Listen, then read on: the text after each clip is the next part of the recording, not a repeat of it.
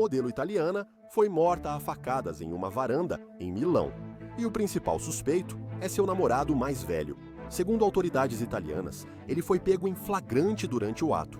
Vamos analisar mais de perto essa investigação internacional com a advogada de direitos civis e direito penal, Melba Pearson. Bem-vindo ao Cyber, da Law and Crime. Sou Jesse Weber. Moradores de Milão, Itália, ouviram gritos do apartamento de uma vizinha em 14 de outubro e correram para ajudá-la. E o que eles encontraram quando invadiram o apartamento foi horrível. Segundo Il Messaggero, Gianluca Sansen, de 52 anos, foi flagrado esfaqueando sua ex, a modelo de 29 anos, Pamela Giannini, repetidas vezes e de novo e de novo. Veículo Il Fatto. O quotidiano relata que a jovem morreu depois que Sansen a arrastou para o terraço do apartamento e a esfaqueou 24 vezes. Eu vou te contar, em uma reviravolta horrível, os vizinhos conseguiram ver o que estava acontecendo. Eles só não conseguiram fazer nada para impedir.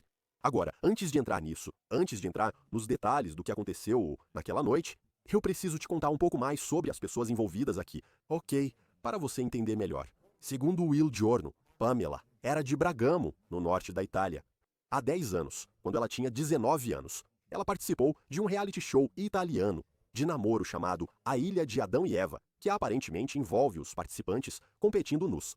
Segundo o The New York Post, o Il Giorno afirma que ela cofundou uma linha de moda praia com uma amiga e trabalhou em uma imobiliária para clientes ricos em Milão. As postagens dela nas redes sociais quase sempre mostravam ela com sua chihuahua branca, Bianca, que tem perfil próprio no Instagram. Agora vamos falar sobre o suspeito, Gianluca Sansen. Segundo o Il Giorno, ele é aparentemente um empresário no mundo dos carros de luxo. Porém, o New York Post diz que ele foi preso por fraude em 2010. Ele foi acusado de vender carros de luxo entre Alemanha e Itália a preços baixos para evadir impostos. Agora, não está claro se ele chegou a ser condenado nesse caso, mas a acusação está aí. Dizem também que ele tem ótimos contatos em Milão. Segundo o Il Giorno, ele presenteou Pamela e a levou para férias de luxo. A reportagem do Il Giorno também indica que os dois estavam em um relacionamento há mais de um ano, mas aparentemente era um relacionamento muito tumultuado e violento. O Ministério Público, de acordo com o Quotidiano Nacional, classificou o relacionamento como possessivo. Vizinhos disseram ao Il Giorno que frequentemente ouviam brigas no apartamento de Pamela e a polícia já precisou intervir. Eles não moravam juntos, mas vizinhos viam Sansen lá com frequência e relataram ao Il Giornal que ele era quieto e falava pouco. Parece que tudo chegou ao limite durante uma viagem de férias para a ilha de Elba, e o que era para ser uma viagem romântica se transformou em uma grande briga, na qual Sansen supostamente ameaçou matar o cachorro de Pamela. Lembra do cachorro que mencionei? Um repórter do Quotidiano Nacional escreveu isso, traduzido do italiano. Além de ameaçá-la com pedaços de garrafa no quarto do hotel, tentou jogá-la da varanda e disse que iria matá-la.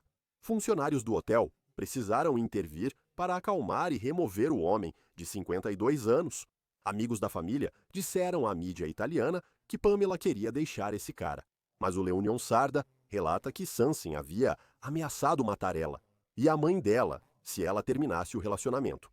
Preciso falar sobre a noite de 14 de outubro, quando Pamela morreu. Para isso, dou as boas-vindas de volta ao Sidebar. Melba Pearson é advogada de direitos civis, defesa criminal, ex-promotora e apresentadora do Resident Legal Diva no YouTube. Confiram. Melba, muito bom te ver de novo. Muito obrigado por dedicar seu tempo. Como eu disse, sei que talvez você não seja especialista em direito italiano, mas, infelizmente, é especialista em violência doméstica. A violência doméstica não faz distinção. Ela não acontece só neste país, acontece em outros países, acontece em todos os tipos de relacionamentos. Fale comigo sobre os perigos de tentar sair de um relacionamento, especialmente quando ouvimos sobre essas supostas ameaças e situações como essa. Você sabe quais são as dificuldades e que recursos existem nos Estados Unidos para buscar ajuda? Sim, é sempre ótimo te ver, Jesse.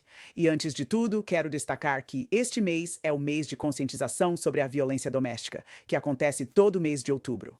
Então, esse é definitivamente um momento para pausar e lembrar aquelas pessoas que perderam a vida em decorrência da violência doméstica, assim como aquelas que ainda estão presas nesses relacionamentos. Então, sabe, a minha principal mensagem, se é que posso deixar alguma coisa para vocês hoje, é que existem recursos disponíveis. Existem pessoas que vão acreditar em você. Existem pessoas que vão te ajudar.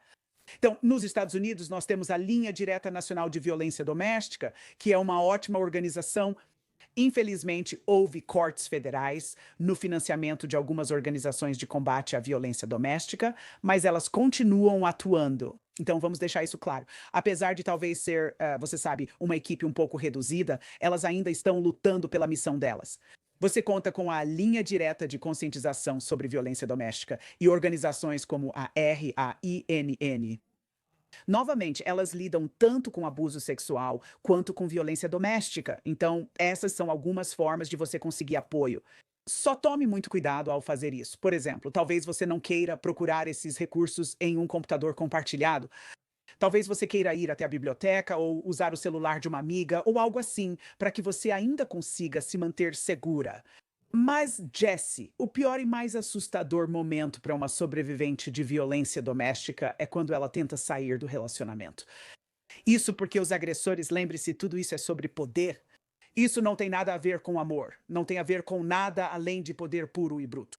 Quando o agressor percebe que está perdendo o poder, costuma reagir agressivamente, muitas vezes com violência. E tragicamente, foi isso que vimos aqui. Então, sabe, isso não quer dizer que você deva ficar, esse não é o ponto. É um momento muito volátil.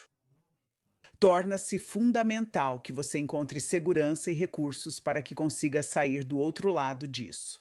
Há algo que alguém deva priorizar?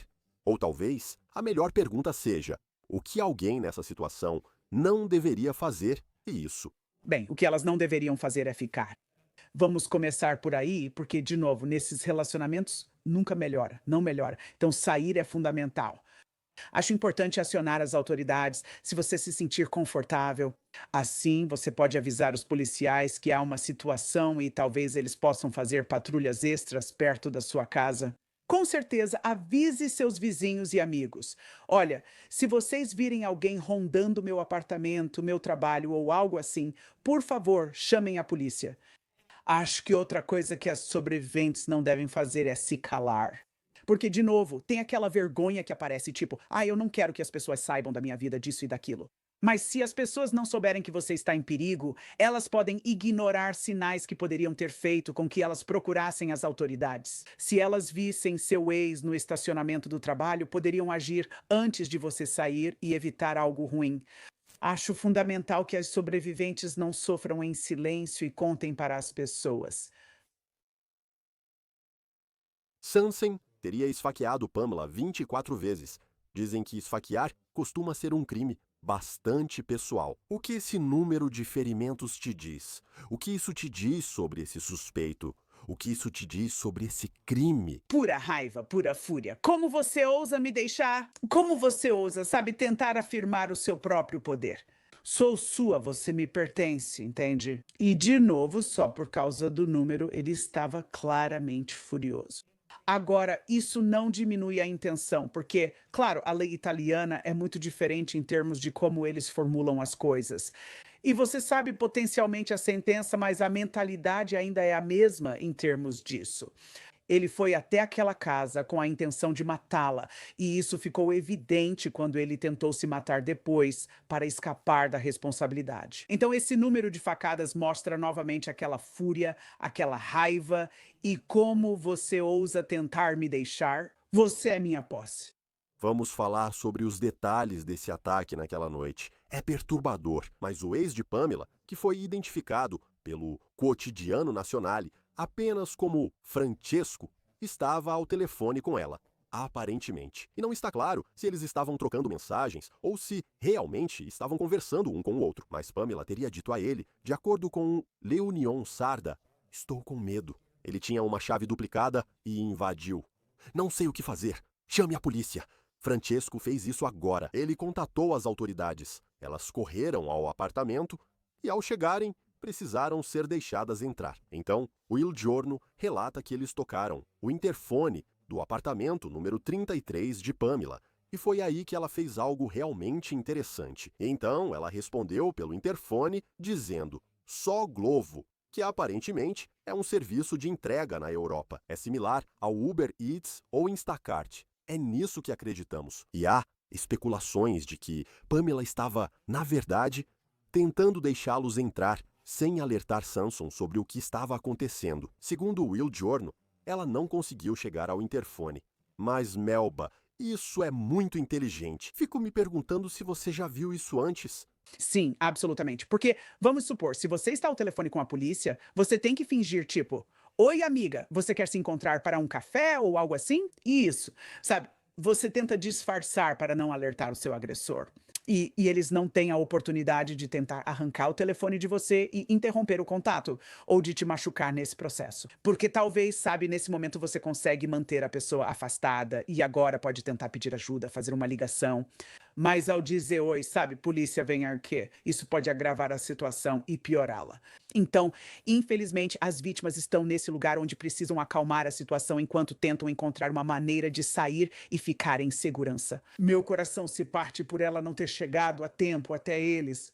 Agora, os agentes arrombaram a porta do prédio, correram ao apartamento dela e invadiram. E o que eles encontraram? Eles encontraram Sansen supostamente esfaqueando Pamela repetidamente. Então eles correm até lá, tentam pará-lo, e ele supostamente esfaqueou ou cortou o próprio pescoço. Ele foi levado rapidamente ao hospital e sobreviveu, enquanto Pamela foi declarada morta no apartamento. Iniciaram uma grande investigação. Equipes forenses analisavam o prédio e o carro de Sansen, estacionado na rua. Segundo o Will Giorno, e a autópsia deve ser concluída na próxima semana. E o Will Giorno também informa que Francesco foi até o local para falar com a polícia. Levou o cachorro da Pamela, a Chihuahua, para casa com ele quando saiu, para garantir que ela fosse cuidada. Melba. Como eu disse, à primeira vista, parece um caso jurídico simples e direto, certo? A polícia afirma que eles invadiram e presenciaram o esfaqueamento.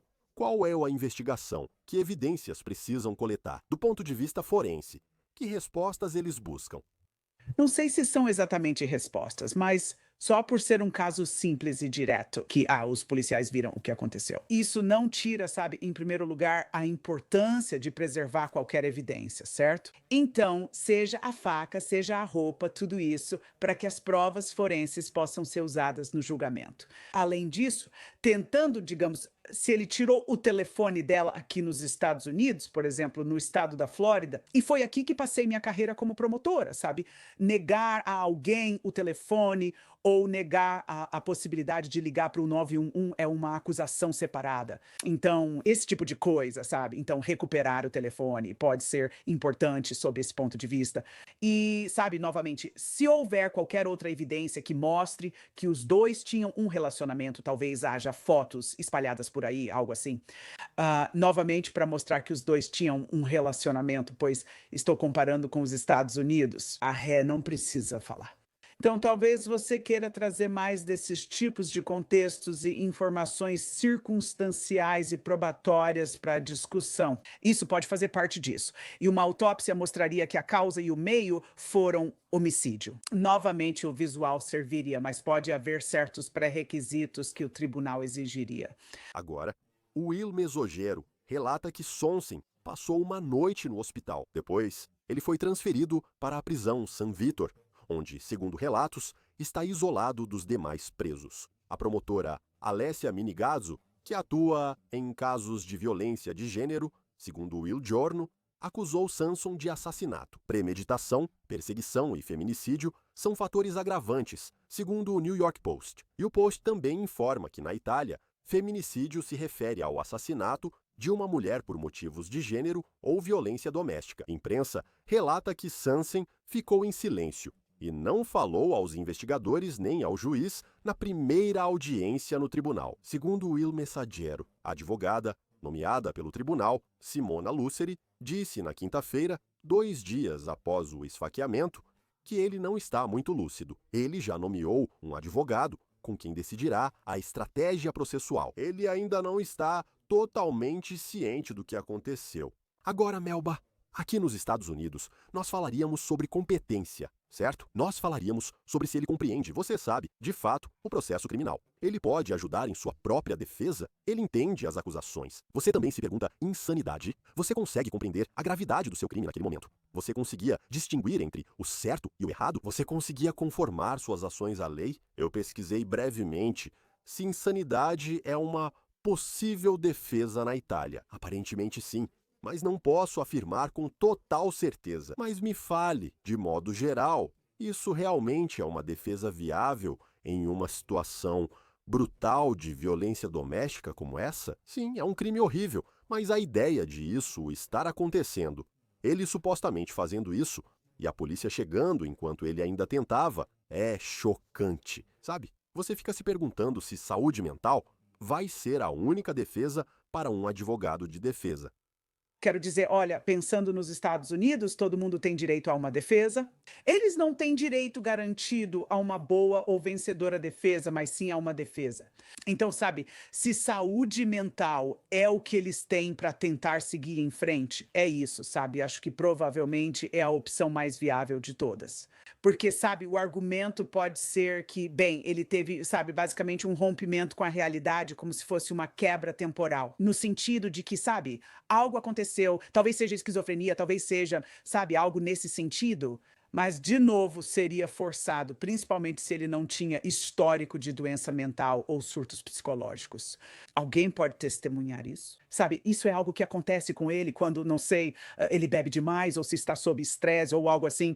Mas, novamente, não acho viável que isso vá vencer, mas é algo que a defesa pode argumentar. O juiz que viu Sansen nessa primeira audiência é o juiz de instrução, similar ao juiz de investigação preliminar. Ele foi quem determinou se Sansen deveria permanecer preso, aguardando o julgamento. E em documentos judiciais que foram analisados pelo Ilma Sangero, esse juiz disse que Sansen teria, supostamente, feito ameaças contra outras pessoas, como a família de Pamela, e que ele poderia estar inclinado a mirar em Francesco, certo? O ex de Pamela, Francesco. Segundo Quoted, Diano Nazionale deve ser uma testemunha-chave no caso da promotoria, porque ele foi uma das últimas pessoas, a última pessoa a falar com Pamela. O veículo diz que, após o término em 2022, ele e Pamela continuaram bons amigos. Ele afirma que ela lhe contou sobre o que ocorria com Sansen, indicando que pode dar muitos detalhes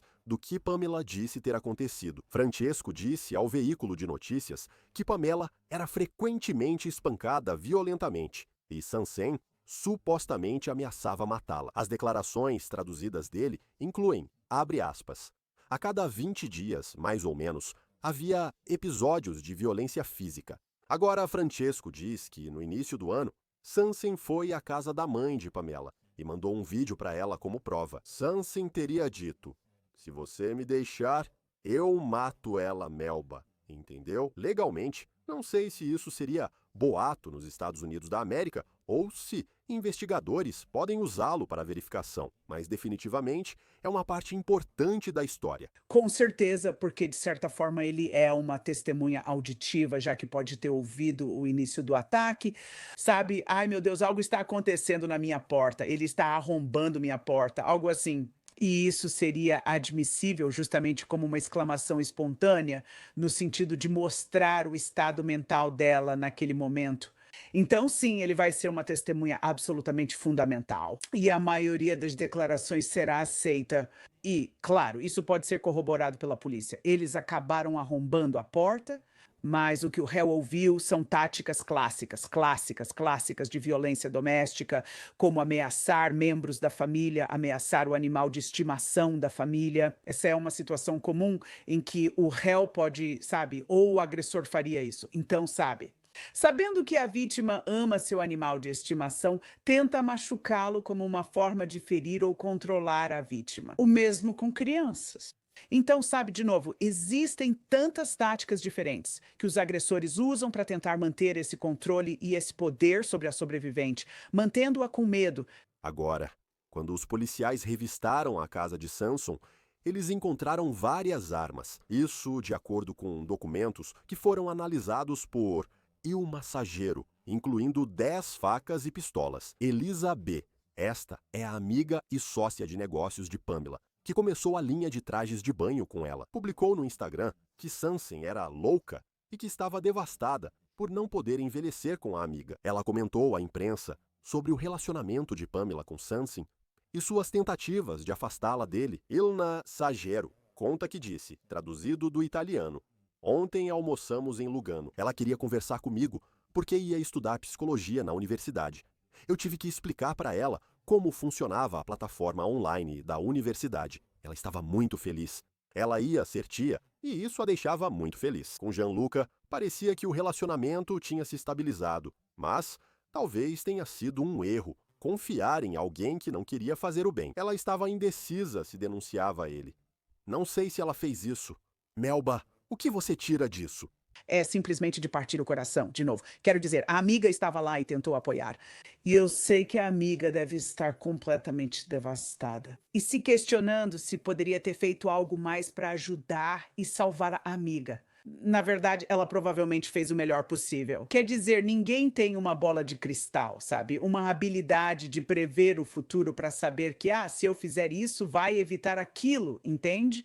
Então eu espero que ela se conforme com o fato de que, sabe, ela fez o melhor que pôde pela amiga dela. E, de novo, meu coração se parte por todos que estão envolvidos nessa situação, porque é uma perda tão trágica ver uma vida ser interrompida de uma forma tão horrível e brutal. E se as acusações forem verdadeiras? Quero dizer, é uma situação que, e eu digo, se as acusações forem verdadeiras, se forem verdadeiras, as evidências parecem claras, segundo as reportagens, mas é uma situação comum e é difícil para as pessoas que estão ao redor de outras em situações de violência doméstica. Quando intervir, como fazer? Para quem denunciar? É sua responsabilidade? Ou só aconselhar? É uma linha difícil, né? Melba. Sim, é difícil porque você fica preocupada, tipo, espera aí, se eu ligar e denunciar, será que é isso que minha amiga quer? Será que agora estou me colocando no meio de algo e posso virar alvo da raiva do agressor? Então, há muitas coisas para se pensar. Cada um deve tomar as melhores decisões com base nos fatos conhecidos no momento. E se você está preocupada com a sua segurança, talvez adote uma tática diferente. Talvez você tenha aquelas conversas desconfortáveis com sua amiga, tipo, o que você quer que eu faça? Porque você não necessariamente quer ir além do que a pessoa quer fazer, mas você sempre deve fazer o seu melhor para apoiá-la. Deixe claro que aconteça o que for, você nunca vai julgá-la e sempre estará ao lado dela. O isolamento é uma tática fundamental dos agressores. Por isso, mostrar que estou aqui para você, aconteça o que acontecer, é muito importante. Assim, quando a vítima quiser avançar e se tornar sobrevivente, saberá que há recursos e um lugar aonde pode ir.